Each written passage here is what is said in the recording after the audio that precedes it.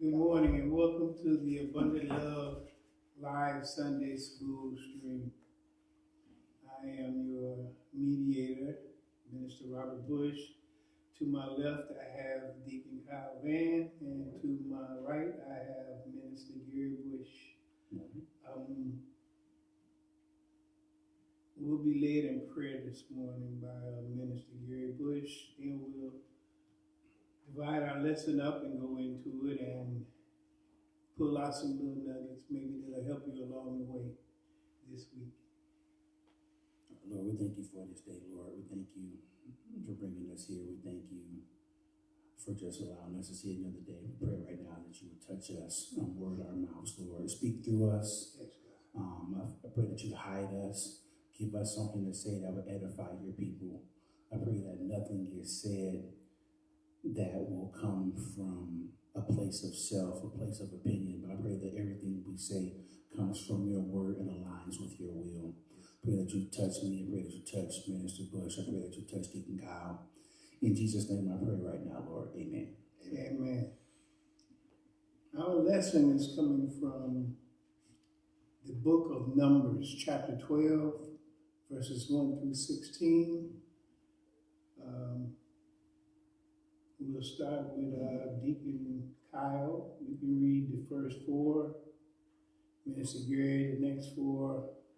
I'll read the next 4, and we'll finish up with Deacon Van. All right. All right.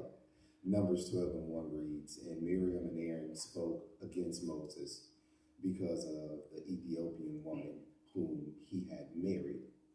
For he had married an Ethiopian woman, and they said, Hath the Lord indeed spoke only by Moses? Hath he not spoken also by us? And the Lord heard it. Now the man Moses was very meek above all the men which were upon the face of the earth. And 4 reads, And the Lord spake suddenly unto Moses, and said, and unto Aaron, and unto Miriam, Come out ye 3 unto the tabernacle of the congregation. And they 3 came out. Verse 5, And the Lord came down in the pillar of the cloud, and stood in the door of the tabernacle, and called Aaron and Miriam, and they both came forth. And he said, Hear now my words. If there be a prophet among you, I, the Lord, will make myself known unto him in a vision, and will speak unto him in a dream. My servant Moses is not so, who is faithful in all mine house. With him will I speak mouth to mouth, even apparently, and not in dark speeches. And the similitude of the Lord shall he behold. Wherefore then were ye not afraid to speak against my servant Moses? And the anger of the Lord was kindled against them, and he departed. And the cloud departed from off the tabernacle, and behold, Miriam became leprous, white as snow. And Aaron looked upon Miriam, and behold, she was leprous. And Aaron said unto Moses, Alas, my Lord, I beseech thee, lay not the sin upon us, wherein we have done foolishly, and wherein we have sinned. Let her not be as one dead, of whom the flesh is half consumed, when he cometh out of his mother's womb. 13. And Moses cried unto the Lord, saying, Heal her now, O God, I beseech thee. And the Lord said unto Moses, As her father had but spit in her face, should she not be ashamed 7 days? Let her be shut out from the camp 7 days, and after that let her be received in again. And Miriam was shut out from the camp 7 days, and the people journeyed not until Miriam was brought in again. And afterwards the people removed from Hazaroth and pitched in the wilderness of Paran. that concludes the reading of our lesson. The outline is divided in two parts. The first part is Aaron and Miriam speak against Moses. And the second part is Moses intercedes for Miriam. Okay. Aaron and Miriam speak against Moses.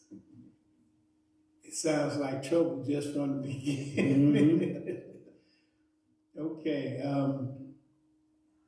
What reason does it give for the initial dispute between Miriam and Aaron against Moses? Deacon Van.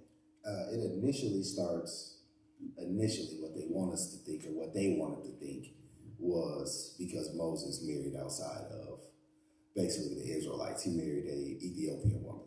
Mm-hmm. So they started and built everything in their minds to say, well, hey, he did something that we're not supposed to do. So since he married this woman and she's not an Israelite, now we have a reason to say something or to be rebellious, I guess I'll say. Minister Gary. Just kind of piggybacking off what Kyle said. This is coming from his brother and sister. Mm-hmm. So it's like, Moses, you know better. Yeah. Like, you supposed to marry one of us. And then, Ethiopia being the land of Cush, pretty much south of Egypt, with the ties to that. Yeah. So it was a lot of resentment towards Moses. And Moses is the leader.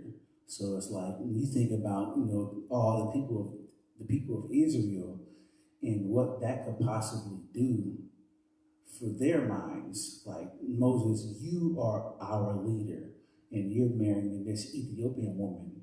You're pretty much breaking our tradition. Like, what are you doing? Okay, I agree with both of your points, but I have another one to bring out. Okay. They were already mixed, because when they left Egypt, they took Egyptians with them. Mm-hmm. So they were already a mixed tribe that had come together. But I can see the point where Miriam and Aaron were upset because they already knew their family heritage. Yeah. And this was something that they figured that Moses probably should have stuck with. So, yeah, I can actually see that happening, even in our days. Some people look at you kind of strange, like you come up, you got a white girlfriend. Yeah. Or, you dating a Nigerian woman or something like that, you outside the race. And a lot of people don't kind of take too kindly to that, especially if you're one of those family generational people. Yeah. And they believe in sticking with your own race. Mm-hmm. Okay, then, what was the real reason behind the resentment? Jealousy. Yeah. Jealousy. Mm-hmm. You look at verses 2 and 3, where they're like, pretty much, does God only speak through Moses? So that's coming from a place, them having an issue with the Ethiopian woman just kind of was on the surface, but what was deep down in their heart was, how they felt, how, Moses, because verse 3 said Moses was very meek above all the men. Yeah. So Moses' spirit was meek. He was more meek than everybody else. So God chose him because of that. And so they're like, okay, well, does God only speak to Moses now? So that's coming from a place. And really, that verse kind of keyed out to me, because when you think about that, does God only speak to Moses? You're questioning God. Like, God, you can't talk to nobody else? You only talk to Moses? And that's a whole different different level of stuff. We can go into that, but we got to talk about Miriam and Aaron. So we will get into that. Deacon Van? Yeah, exactly what he said. It was jealousy. Just like you said earlier, we can see it now. we have it sometimes where we have these people, I might get in trouble for saying this, but I'm going to say it. We have these people that are church hurt, and they really think they church hurt, and they're not. They're people hurt. And that's what Miriam and Aaron were. They were people hurt. They had a title. They were older than Moses. Right. And when you look at it, it's like, okay, so now the baby of the family get everything? Yeah. So you just gonna get everything? Like, you never get in trouble. Like, you're the youngest. You like, we got chastised for this when we were kids. Now you get to do it and you don't get any trouble. And that's basically the same thing. They were jealous. They didn't understand that God had already placed that on Moses.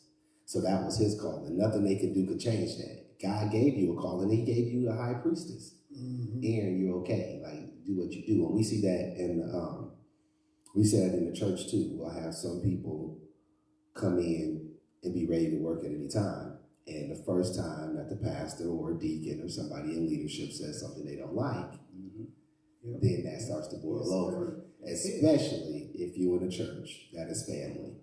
Yeah. Another thing, you did mention it. They do have a title. Or was it you mentioned that they had a title? Because she was a prophet. Yeah. And he was a prophet. Yeah. So, they were given a position in power. It just wasn't that leadership position that they was kind of envious of. And so, having their titles, God was using and speaking through them. The same power Moses had, they had. Moses just had more authority. And he was closer, in a sense, he was closer to God than they were because he had to speak directly with God because he was the leader. And see, that was the choice that God had made. Right. He was like, I'm going to speak to him because of the position I put him in and the task that he has to do. I need to speak with him directly, so he, there won't be no mistakes or he won't get anything wrong that I asked him to do. And they could not understand why God wanted to speak to Moses face to face. Yeah. I mean, God so go ahead. Yeah, it didn't change. It's the first way Moses met God. And he met God before they did. Yeah, exactly. So it's just like, if we want to bring it to nowadays, it's just like you have your pastor or your bishop, and then you have the people that fall under it, which once again, order. Submission. So he has to have order, so he tells you what's going on. So then as you say that, you look at your pastor, then you look at your elders, then you see your deacons, your ministers, So everybody has, that line that you go down in that order line. So if we were here and we would tell pastor like, that's not what he said. I didn't hear that. So I'm not going to walk. That's basically what they were doing. Yeah. Like, no, he talking to you, but he ain't talking to me. So I don't know if that's right. So that's where you get it from. And that's that division that they were trying to start. Even with their high calling that they had, they were looking at Moses carnally. Like, all they see is, that's our little brother. So how can he have all this authority over us? How is he the leader of all these millions of people? How come we don't have some of that? And actually, they did have some. Yeah. But they just wanted what Moses had. Moses' position looked better to them. Yeah. He over all these people. Well, not only that, you think about what Moses has done, not even just what he's done, but literally going up into Mount Sinai for days and days and days, literally speaking with God himself. Yeah.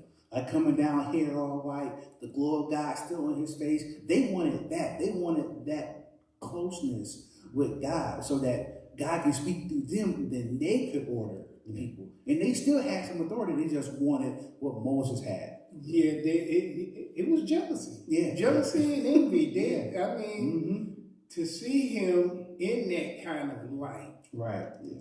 It's easy to see how someone of a lesser stature could get jealous and envious, especially if somebody younger. Yeah. This this somebody been growing up under you the whole time, and now he's in a place where he's right next to God. Yep. And they definitely wasn't feeling that. So what did God do immediately in response? Right. Verse 4 says, suddenly. Like God ain't waste no time with that. No, he did. He actually did. He called for a meeting instantly. Mm-hmm. Instantly. So he knew what was going on. He heard what was going on. You can't hide it from him. No, that's the thing. You can't hide it from him anyway, but you definitely can't hide it from him when you're on a different level. Yeah, absolutely. They are on a different level with God. And they, like we have all said, had authority already. So you thinking, that's like all three of us, like, okay, what we gonna do about Pastor? You know what I'm saying? Yeah. You know what I mean? Like, Yeah. that's exactly what it is. That's Yeah. like all three of us getting together, like, man, we gotta do something about Pastor. Every time he come up in here, somebody gotta grab his bag, man. I don't know what's going on. This man got a better car than I do. Why he can't grab his own bag? Yeah. Like, he a man. Yeah. He a man, right? He Yeah. should be able to lift stuff up. Like, what's going on? Like, what we gonna do about it? That's exactly what they did with each other. And we all have those conversations. They just went into human nature and didn't understand their position. That's like having a younger kid come into your job and now he your boss. And you done been there 6-7 years, this dude fresh out of college. And He like, hey, got seniority. yeah. And he like, hey, guess what we doing today? And that's what happened. So at that point, to your initial question when I said they did a meeting, it wasn't a, hold on, let me see how this pans itself out.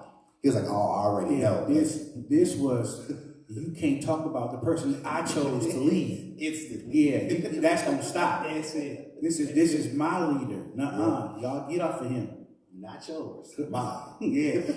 Yeah. That's what that was. Yeah. So hold up now. Hold up. Absolutely. When it says he heard it. Oh, he knew it when it hit their mind. He's like, I'm gonna put a stop to this right now. And he didn't wait, because he called, hey, you three, come on out here, right now. Moses, you ain't got to say a word. Just stay right there. I'll handle this. And he handled it. And if you followed anything in the story of Moses, you know that it had to be daytime because he came down in a cloud and not by fire. Yeah. So it wasn't a need for them to see him. But he said he stood in the tent doorway. Yeah. So you already know. Like, how many times was he there during the daytime? Like all day. He just came like, we got to do this right now. And I'm glad you mentioned that, because the people were around, kind of seeing them bickering. Like, these are our highest of leaders. Like, these Moses people talking about Moses. So all that bickering and snickering, that's trickling down to the people. Yeah. So if if Aaron and Miriam can do it, we can too. But you know what? They're saying what we're already feeling. We just don't have the position to say it. If they saying it, now we can say it. So it's probably not just these two, but God stood in the tabernacle to let it be known, y'all get off Moses. Look, if you think about it, the last couple of lessons that we even went through was talking about people that was disobeying, like the boy that blasphemed his name and got put to death. This wasn't quite as bad because it wasn't directly at God, but it was at one of God's chosen. One of his chosen. And I'm seeing God, he done got fed up. He's like, oh, wait a minute. Y'all, you done went through all of this stuff, and I've been right there with you. And now you want to question my authority on the choice that I made? Yeah. I ain't finna have that. We gonna stop this right now. I'm gonna let y'all know what the bottom line is, and that's gonna be it. Ain't gonna be no more words said after that. That's good. So how did the Lord show his presence to Aaron, Miriam, and Moses? God kind of answered that. Yeah, we did answer that. Yeah, standing in the tabernacle. Yeah. But that's the thing, though. Mm-hmm. Most of the time, Moses talked to him. It was face to face. Yeah. Mm-hmm. But anybody else, they got the message from Moses. Mm-hmm. He called this meeting and he was there Yeah. at the doorway. Okay, y'all come on in here. We got to have this little chit chat right now. Right now. That's it. I told you quit running around the house. You're still running around the house. Let's get done right now. And he had to show up. And that's what he did. And I think, as you have pointed out, which I don't think a lot of people think about, when it's in the daytime and then you see the presence of God, because we've been following it. We know what's going on. We know that's how he's showing himself to us. Mm-hmm. What is he doing here right now? Like, you here right now, what's going on? Something big about to happen. And then you see the three leaders going there. And we read the scripture, so we know what kind of pans out after the meeting. But could you imagine sitting there like, hold on, God here already? Right. What's about to go on? Right. See the clouds coming down. Yeah. Especially if they're ignorant to what's going on, because there was people who just didn't know that Miriam and Aaron were jealous and talking about Moses. Yeah. The people close to them did, but it's people who didn't. Unless they do like some people, they get them little huddles and they get to talking and whispering and stuff, and it kind of spread. Mm-hmm. Then people know. But I could see there were, ain't no telling, hundreds of thousands of people that probably just didn't know what was going on because it was busy out there doing other things. And he had to show up right then because he didn't want that to travel through the whole congregation. He didn't want all the people to know what was going on. He had to show himself. Yeah. And, as we move further on with your questions and getting them more into it, we'll learn why he had to stop it right there. But we know he had to come in. It's like when you at school and you acting up and they say, I'm going to call your mom. And they ain't even got to call you because mom's standing at the door. Some magical way, mom, dad just at the door that day. And that's exactly what happened. We've already answered 5 because they just wanted to know how he typically spoke with his prophets. Mm-hmm.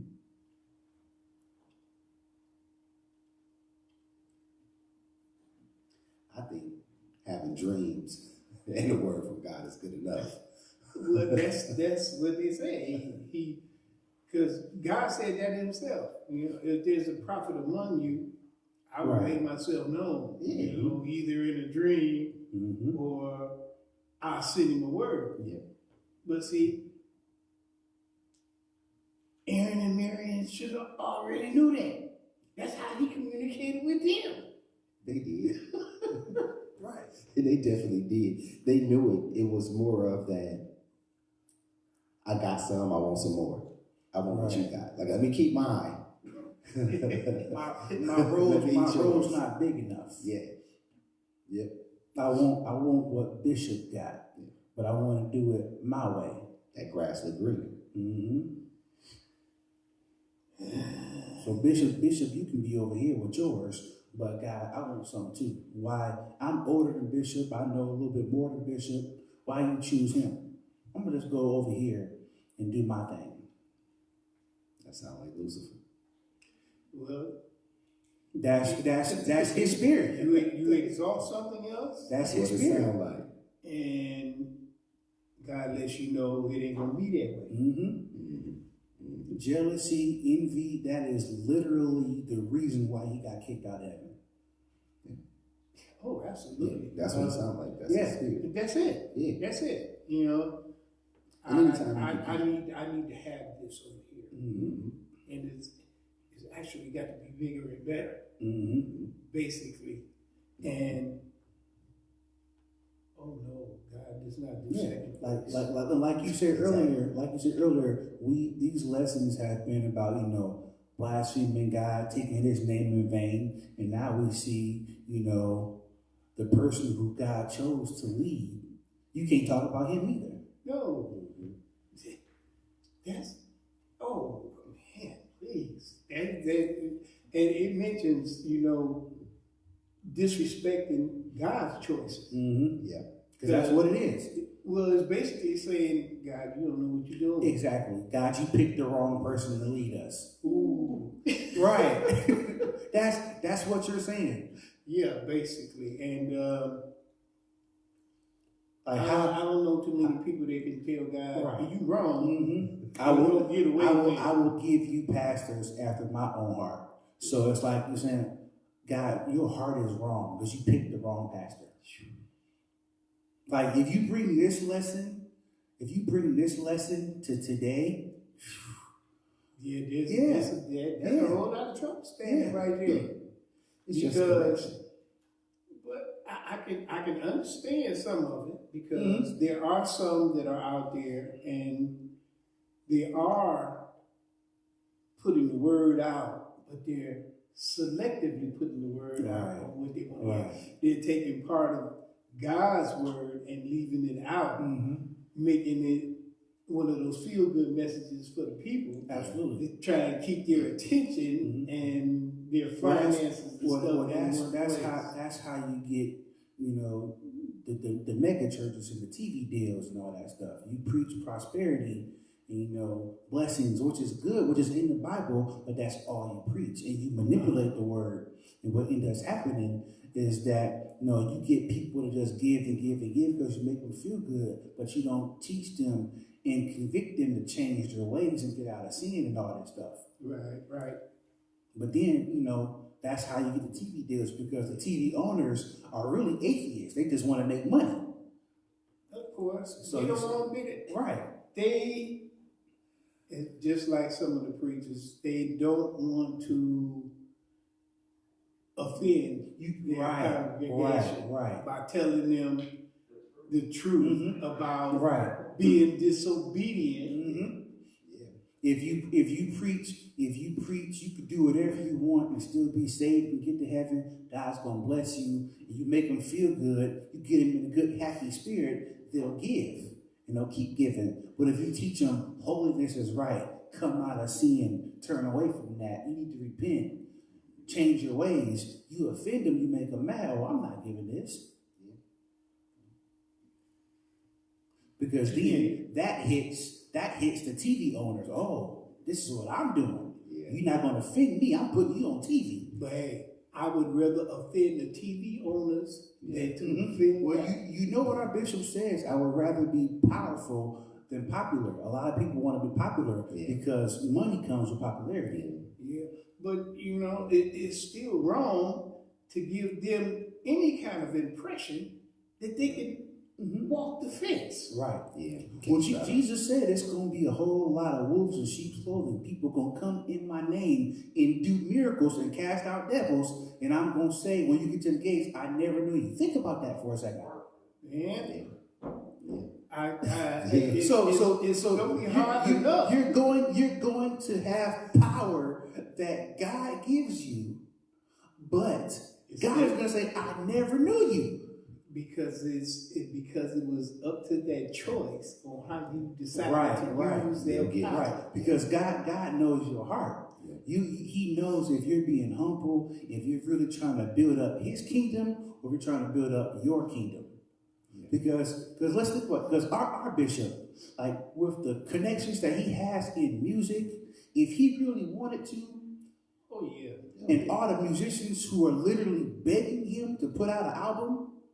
He could easily manipulate the word. Sing, tune up, preach every day. Don't preach on sin. Pack this church out because they come for excitement. Yeah. Right. Then he can get up and be like, okay, well, if you want to be blessed, I need 15 people to give $1,000. Yeah. Because that's what they do. Yeah, but ain't no substance to it. I watched a program that was on the other day, and they was just calling out so-and-so $1,000, so-and-so $500. But they wouldn't. You didn't hear anything about obedience. You didn't hear anything about consequences of being out of God's will or anything like that. Yeah. It's just and then they got the tally board with the money going in. And it's just you put in a little bit of truth in a big lie. But who does that sound like? We already said it. You manipulating people. TV evangelist. Yeah, but that's what the serpent did to Eve. Yep. He's been that since day one. It's really a lie, but you put in a little bit of truth with that. Yeah, to twist it. Yeah, and we have a lot of ignorant, and the sheep are ignorant animals. They literally need a leader. Yeah. And you got people being out here not getting in the word, not having a personal relationship. They're being led by excitement and shows and all this stuff. Come on, man. You paying $30 for milk or water.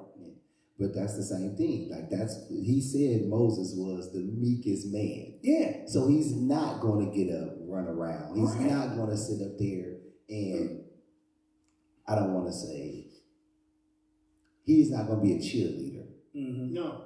He's not going to cheerlead. He's going to give you the truth. He's going to give it to you how God gave it to him, because that's what it was. He was humble. Yeah. And he was faithful to the end. He was. Regardless of what God said do, he didn't question. He just did. He had his questions about, everybody basically how to treat the people. Yeah. Right. Yeah. But when it came to what God wanted him to do for the people, there was no question. Oh yeah, he was definitely like, how, you sure you want me to do this? Like, is it me? Like, you sure it's like me? that's super humble. Yeah. That's how he was when God first chose him. Just get ready to say, you think about where he I came don't from. speak good. You sure you want to use me? You think about where he came from. Like Moses, you come from nothing to being exalted in the kingdom of Egypt. So then lead people like, no, I can't do this. Like, you think about how his first encounter with God was. Like, take your shoes off, this is a holy ground. Is this really you, God? Why do you need me? So it's like that spirit right there is what led him for generations and generations and generations. Yeah. He had like, he's been through the fire. He was humble. And that's why God chose him. But Miriam and Aaron couldn't see that. They only saw the top. Like, you don't see the work. Exactly. They don't know what he went through to get to where he was at. Yeah. Understanding that he was set up in the perfect position to do what he was supposed to do. Mm-hmm. Literally. Mm-hmm. He got adopted by the same people that he had to go to the table. Let my people go. Like, you are my adopted brother. We grew up together. You want to take the people that gave you all this stuff and made all that stuff with you? Yeah, because God told me to. Mm-hmm. Like, we adopted brothers. Why don't you let them go then? Hey. So he got put in a perfect position to understand what was going on. Right. And he was still humble with it. So it made it totally different. The story of Moses is like my favorite story in the Bible. Yeah. So just to look at him and to be able to say, like, which you mentioned it once, but we didn't say it too much. When they came down to that meeting, God was like, hey, Moses, you ain't got to say nothing. I do this. So you can stay the same person you need to be. I don't need you to get out of character. I need you to stay meek. I need you to stay humble, like they can see it. So even when you go through trouble, you still humble, because guess what? I got you. So then when all that meeting happened, that's where it comes from. So taking it as far as you guys took it and understanding what was going on, Moses was still like, all right, I'm going to be quiet and let you do what you got to do. And when you do it, they have to suffer the consequences. When you do what God tells you to do, you don't need to speak. God speak for you. Amen. Fight your battle. Yeah. See, this is one of the things that they didn't understand about Moses. Moses had a chance to experience from both sides. From being in the lap of luxury to being back poor. Yeah. Started off as a baby. Yeah. Drinking out of a gold cup, drinking out of a rock. So grew up silver spoon in his mouth. So let's bring it to today. You see our bishop, you see AFCI, all these other churches, all these people wanting to carry his bag and do all this stuff. You see the car he drives, all this stuff. But so they only see that. But what you didn't see is the Struggle, Lincoln and the yeah, Volvo. yeah. You didn't see the big red bus parked out there working 2 jobs. You didn't see the struggle. You didn't see people leaving and talking about them. All you see is the glory. So you can't judge a whole movie by a 10-second clip. Yeah. And that's pretty much what I think Miriam and Aaron did. They was like, well, we know Moses from we back because we his older siblings. We got authority, we got power. Why is he so close with God? Why do you give Moses all the authority? We don't understand that, but you don't know the struggle. Yeah. Well, see, You don't know the burden of trying to lead 5 million people. It's just like today. Yeah. People, they get put in positions, but they don't understand the position.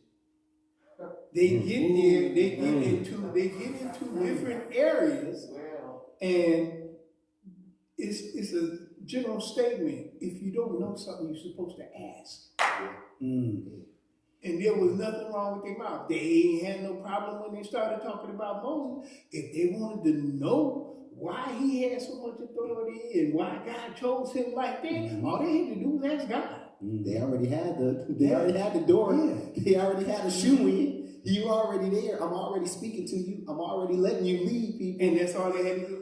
Why are you using Moses like this? You're a prophetess. Your title is prophetic anointing word that's come down from God that you give to the people. You have God's spirit in you. You're a prophetess. Okay. Why are you jealous? Now, as this lesson goes on, you can see that she was the instigator. Yes, sir. God came down, he spoke, said what he had to say, and left. Didn't say anything else, but when he left, The anger of the Lord.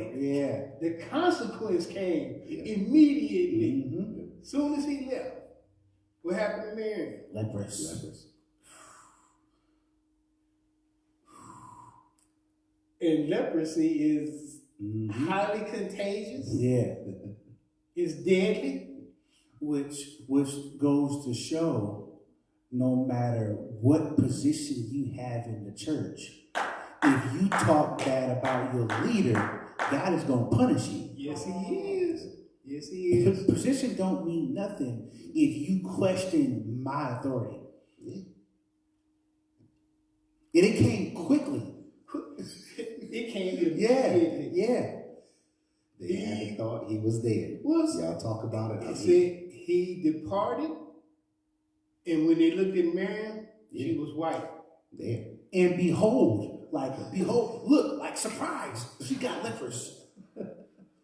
But they didn't catch it. Yeah. They was all in the same room. Man. There's so many little things that I think we forget about. They're right there with her. All three of them are there in that meeting.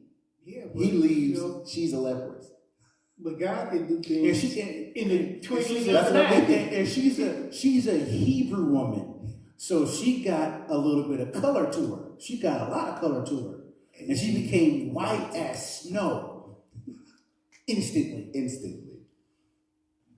Like how quickly is the wrath of God when you talk about his chosen, when you are one of his chosen. Yeah. That just goes to show that, as Money Bush used to say, you never graduate in this thing. Yeah. There's always something to do. There's always something to learn. And that's why you have a pastor. Because he doesn't give you the same word he gives your pastor. Right. That's why they had Moses to lead them, because nobody else was listening. So God was like, hey, I'm going to use you, and I need you to go get my people. Now, since you got my people, Moses' story is a couple of books in the Bible. Yeah. That whole track started in Exodus. We in Numbers, still talking about it. But look how smart.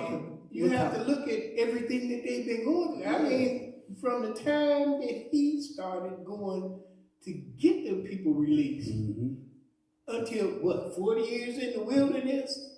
That's just the wilderness. Complaining and the murmuring and all this, and now they done settled in a little province outside of Egypt, and they still going through things. You got folks blaspheming his name, and he putting folks to death, and now you got a couple of his leaders questioning his authority of who he chose to lead the people. Wait a minute, you talking something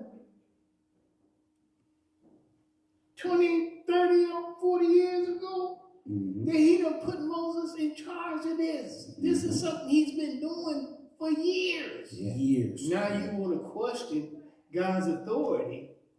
And then, go ahead. But I was getting ready to move on because I like what Aaron said in verse 11. After he saw what happened to Miriam, he was like, whoa, my bad. Hey, no, we were stupid. We were fool. Hey, I don't want none of that smoke. Smoke at all. It's cool. Like, hey, my bad. And never again. But he was honest. He admitted that they did something foolish. Yeah. But he knew that Miriam instigated it, and he was just kind of tagging along. I think he was just kind of hanging back to see what was going to happen. And then when it happened, he was like, whoa. I don't want the same thing she got. You know, I'm making amends now. He's like, whoa, you white. Hey, Moses. My bad. I'm sorry, Moses. I'm sorry, God. But we do that and we laugh about it, but your parents do the same thing to you. Yeah, right. Especially when you got siblings.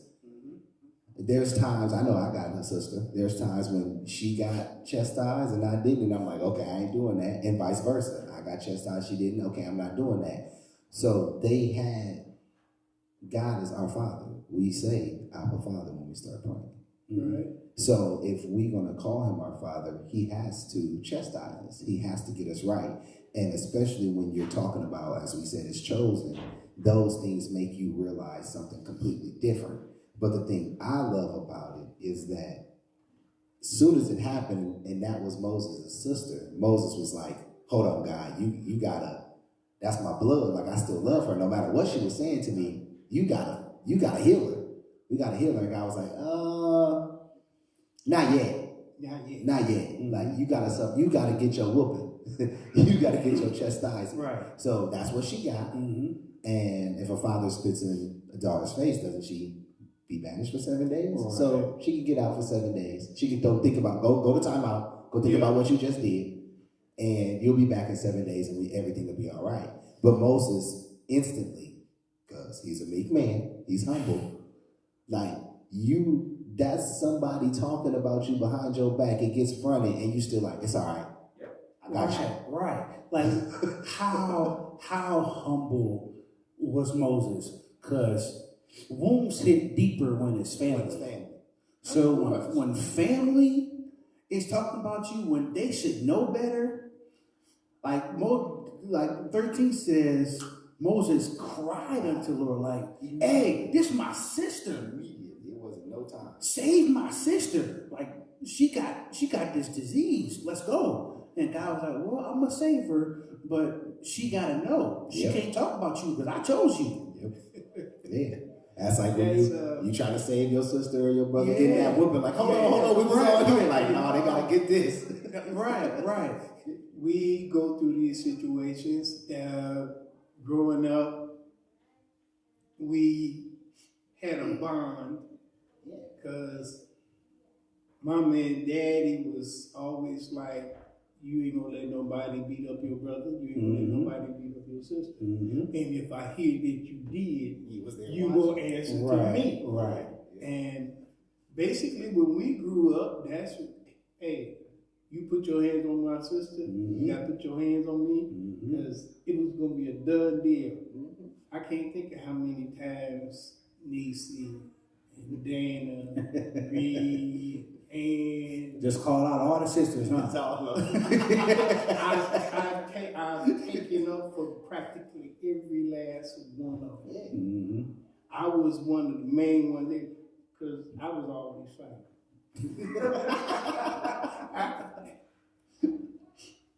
it was a thing. I didn't come into it. I was just introduced into it, but I got good at it, and I was called out a lot of times. Terry, Gary. Mm-hmm. But that's the same thing. But you're older, right? Yeah. He was younger. Why? You see what I mean? Like you normally don't get that from the younger ones. Right. You normally get that from the older ones. And Moses is younger. So Moses will have sense enough to know. Moses didn't have to fight. Moses had his arguments with God. Yeah. Basically because of what the people wanted. Why they was arguing, why they was fussing. You gave me these people. Moses when had he was up wisdom. in the mountain, God said, "Get thee down, because your people is." Hold on, these your people. These your people. Moses had wisdom, and like we talked about earlier, he had been through so much. Yeah, And that's then, what I say. He experienced it from both right. sides. And then the immediate actions of God kind of held Moses like, "Hey, okay, well, God, do what you do." Oh, wait a minute, that's my sister. God, save her. God, I'm gonna save her, but she has to learn. Yeah. Like certain stuff can't go unpunished. So when you talk about siblings and stuff, we come home, I'll be outside playing. I come up to the house, Justin's in his room in trouble, looking all sad, not knowing what he did. And so I go in there and talk to Justin, and of course he ain't gonna tell me the whole story. And so he tells his side of it to make him feel like the victim. Yeah. So I go to mom and dad, like, "Well, don't whoop him, he okay." And then they tell me what actually happened. And I'm like, "Whoa, well, I can't save you now. I can try, but he still got to get a whooping because of what he did." Yeah. You can't disrespect what your parents say, and then expect to get off the hook just because they're your parents. Yep. No. There's always a consequence for sin. And then there's just some stuff that you should know better. If mom and dad say this is who's going, and then it's really intimate because it was 10 of y'all. So if Granny and Grandpa put Niecy in charge or put Darlene in charge because she the baby, that's who they said is in charge. Yep. So Ree and Lester. And you can't get mad at Darlene because she the baby, because she in charge, because that's what mom and dad said. So if you don't listen to Darlene because she got the authority, now y'all in trouble. Right. Yeah. Right. And that's what happened. The Moses was the younger one, so they thought that God made a mistake.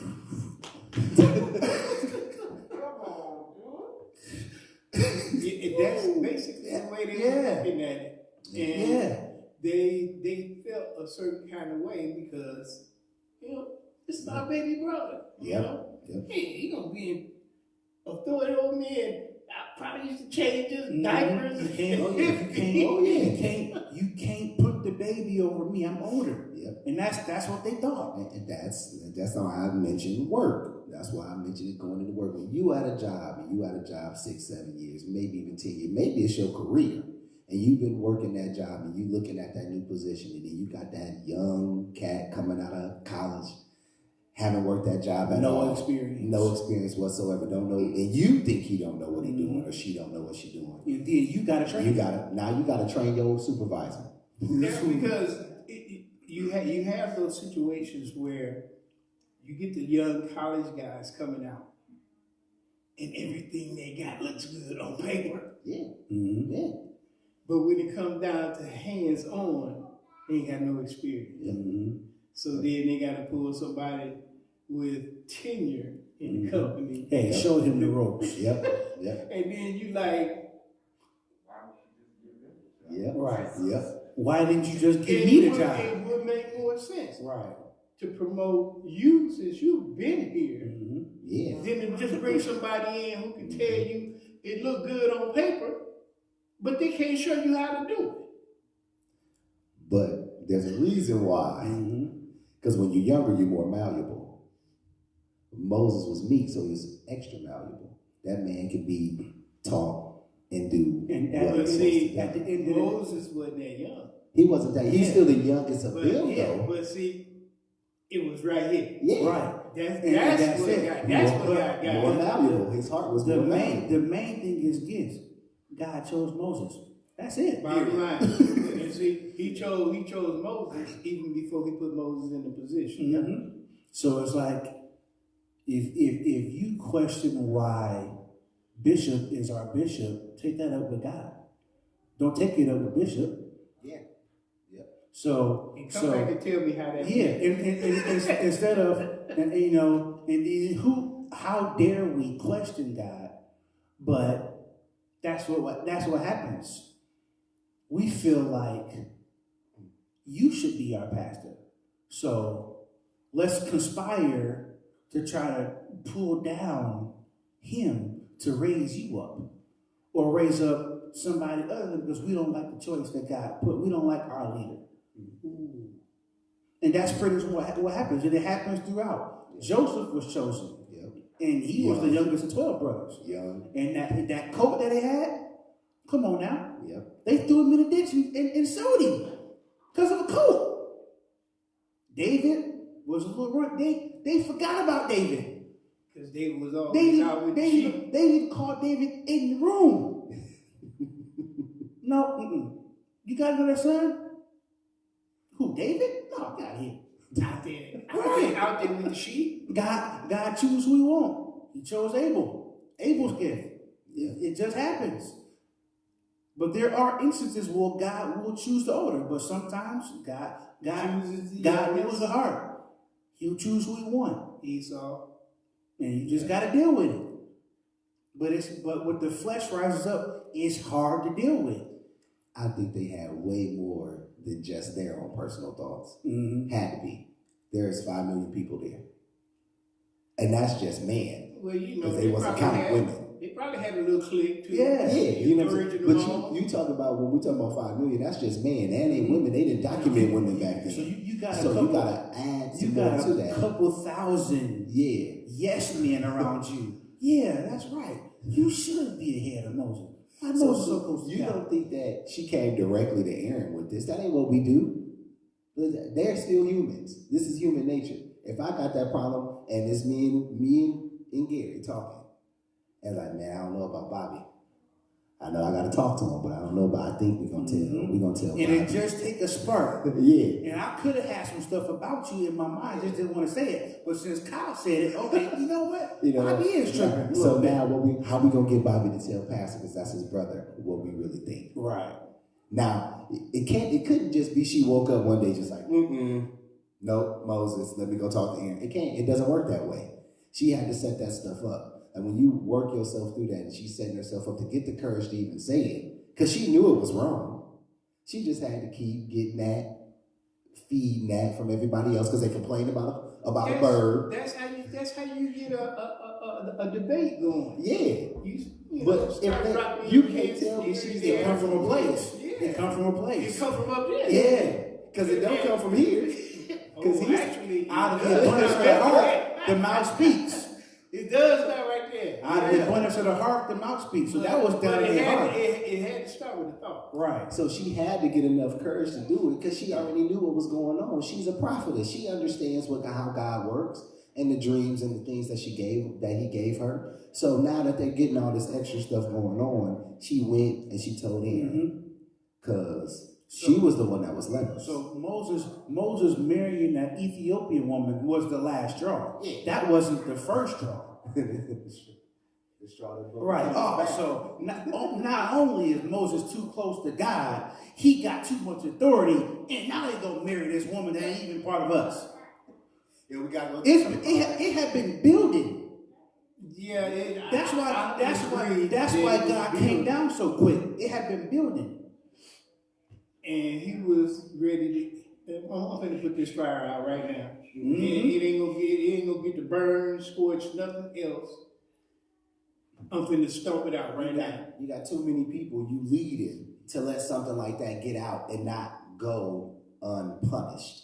There's too many things going on. The masters will run the things. Like, if you really look at it, they complain not having food, not having meat. They want to go back to Egypt. We ain't got nothing going on out here. I don't have a quail. You want to go back in bondage over a bird? The people murmuring all the time. All the time. You can't have it from your leaders. Okay, but like I said now, you've got a man that was put in position that's been doing this job for 20, 30, 40 plus years, and now you want to question God's authority? Right. They was questioning from John.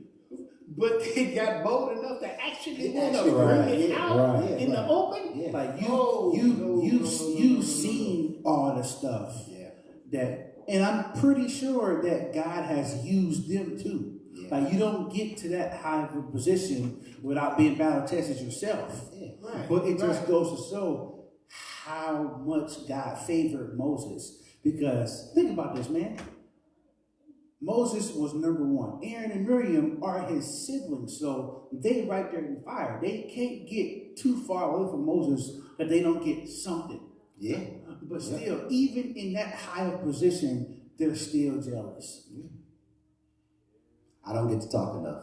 I don't preach enough on Sundays. Right. I don't do enough Bible studies on Wednesday. So when we first started streaming, Dad was doing all the Sunday school. Then he brought the piano. He was preaching every Sunday, and now he's starting to divide it up. You know, people get to speak on Wednesday. Smith, Willie, you get to speak on Sunday morning. Whatever. But that's not enough. I want more than one Sunday. I want 2 Sundays now. Yeah. I want 2 Wednesdays now. Yep. Take 3. but that's how it happens when self starts to talk, you start to question the authority. That's why Why? kill your flesh daily. Why? Yeah. How come I don't get it? How come he gets? How come this? How come that? Yeah. And the more you let that in, the more God's spirit is not in there. Yeah. Right. Yeah. Gotta kill that flesh daily. It still all comes back down to a choice that we make. Mm-hmm. And usually when you start thinking here instead of thinking here, you get out of the will of God and you start allowing the flesh to rise. Right. You gotta have a will here. Yeah, it's got to be there first. Yeah. Gotta be established in there. You can't let it's you gotta kill that flesh daily. You have to be able to understand what's going on. And what we didn't talk about is they shut her out of the camp for 7 days.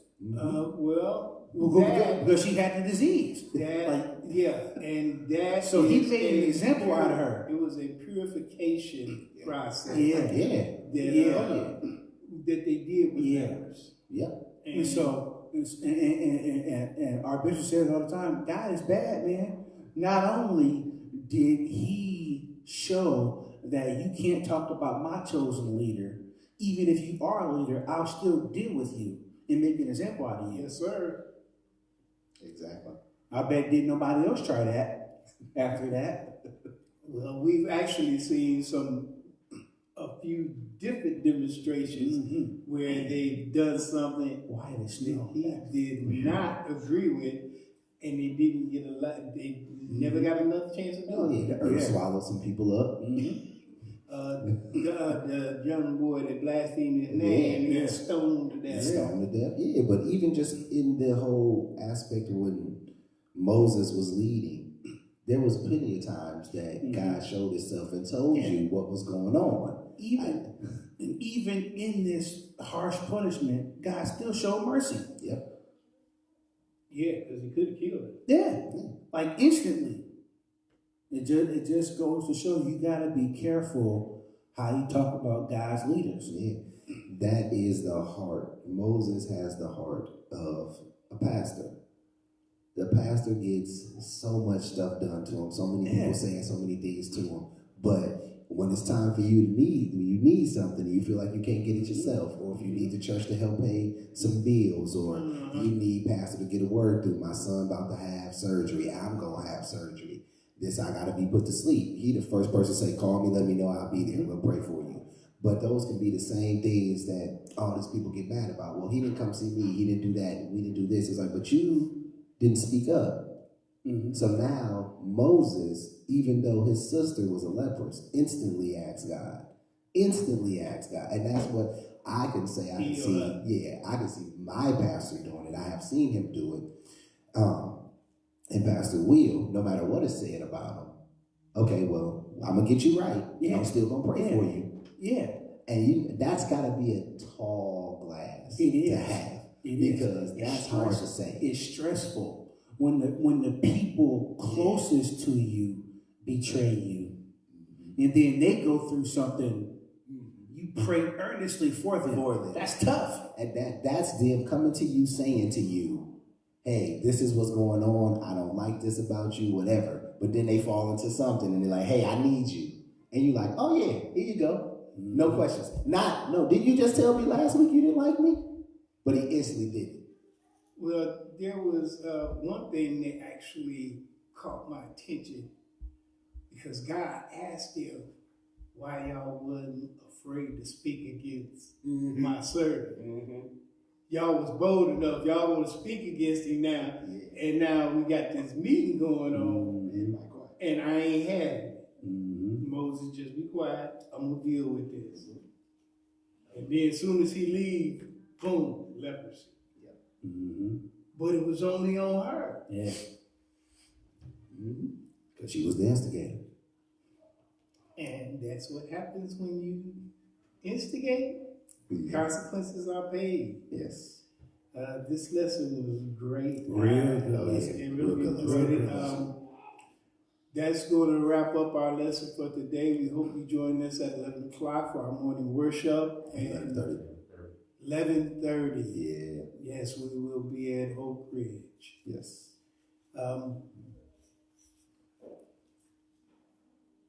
Well, for the Abundant Love Sunday School, we wish you all a blessed day, and we will see you at 11:30. Mm-hmm. See you.